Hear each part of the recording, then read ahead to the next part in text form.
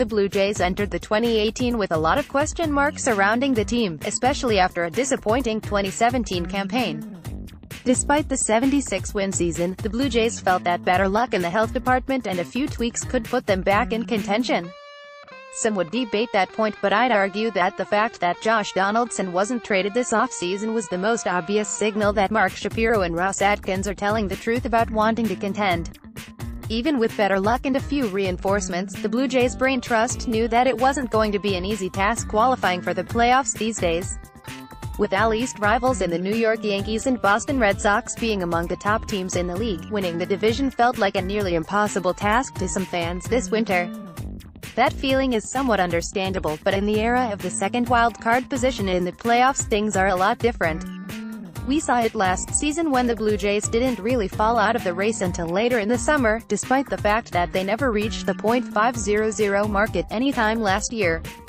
I wouldn't expect things to go the same way this season, but having 2 wild-card spots does lower the bar a fair amount.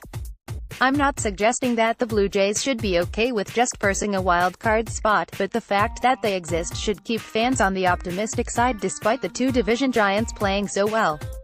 More from Jays Journal. After Sunday's schedule was complete, the 15-12 Blue Jays sit 5.0 games back of the Red Sox, who have started the season going 20-7 thus far.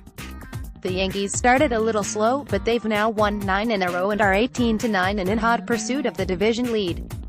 It should be a heavy battle all season long in the division, especially if everyone can stay mostly healthy.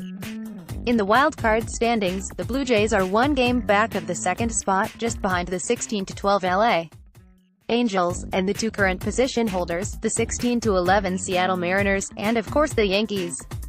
As far as surprises go, the Oakland A's are 14-14 and holding their own, and on the flip side the Minnesota Twins have started very cold at just 9-14. Obviously an awful lot can change since we're just 1 month into the season, but that's where things currently stand. The record versus NYY and Boss not pretty, and it feels less good because they haven't played well of late. But there's no doubt anyone would take it.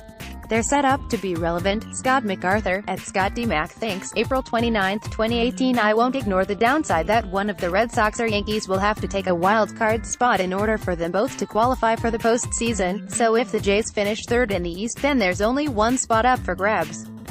At this stage, there really shouldn't be much surprise as far as who the competition is going to be.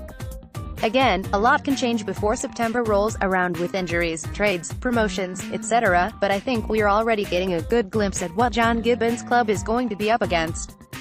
The Scrappy A's have surprised us before, but I don't think they're going to be ready to be true contenders. And while I think the Twins are better than the 9-14 start they've had, this is one prediction I managed to get right this offseason, so far, as I didn't expect them to have a repeat of their success last season. That leaves the Angels, the Mariners, and one of the division rivals to contend with, and while they all have plenty of upside, I don't think anyone should be counting out the Blue Jays. The Mariners will be looking to snap the longest playoff drought in major professional sports, currently sitting at 16 games, and even ahead of the Cleveland Browns of the NFL. They have a strong pitching staff and an offense led by the likes of Robinson Cano, Nelson Cruz, D. Gordon and more, but they're by no means insurmountable. Fangraphs has them projected for an 82-80 season at the moment, and missing the playoffs again to extend their streak. The Angels employ arguably the best player in baseball in Mike Trout, and have made a few significant upgrades to their surrounding cast. The greatest of which so far has been Shohei Ohtani, who has had a very successful start to his career in North America. The Angels been experimenting with a 6-man rotation and have been using Ohtani as a hitter as much as they can justify it, as he's hitting .341, .383, .682 with 4 home runs and 12 RBI in just 44 at-bats. He's also looked the part on the mound at times as well, although not to the same degree of success as he has a hitter, at least not yet. Fangraphs has the Angels projected for 85-77 this season. Red Sox are currently projected to win the East with a record of 98-64, with the Yankees just behind them at 97-65, and taking the first wild-card position.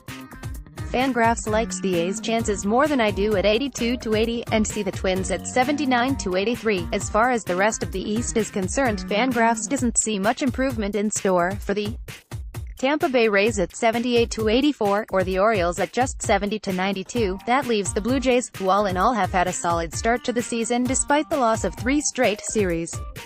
I'm not making any excuses for them, but they have been mostly without their best hitter in Josh Donaldson, and have watched many of their regulars struggle mightily, including expected ace Marcus Stroman, who has a 8.88 ERA after 5 starts. I understand the frustration from many fans, but I also think there is an awful lot to like about their chances. Fangraphs sees them as a real contender for that last wildcard spot, having them tied with the Angels at 85-77. If that scenario actually played out, they would have a one-game playoff to see who would qualify for the postseason. From there you can call me a dreamer if you like, but I really believe it's anyone's ballgame once the playoffs begin, unintended. I realize that there are difficult matchups at the top of the American League, but I think the Blue Jays have most, if not all of the pieces they would need to have a real shot.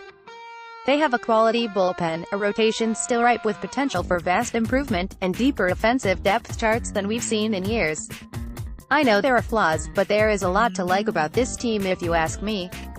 Time will tell which teams in the American League are pretenders or real contenders, including the Blue Jays, but at this early stage it looks like we are already getting a pretty good idea of what the race should look like. If the projections are even remotely close, the Blue Jays are well positioned to be playing some interesting and exciting baseball in 2018.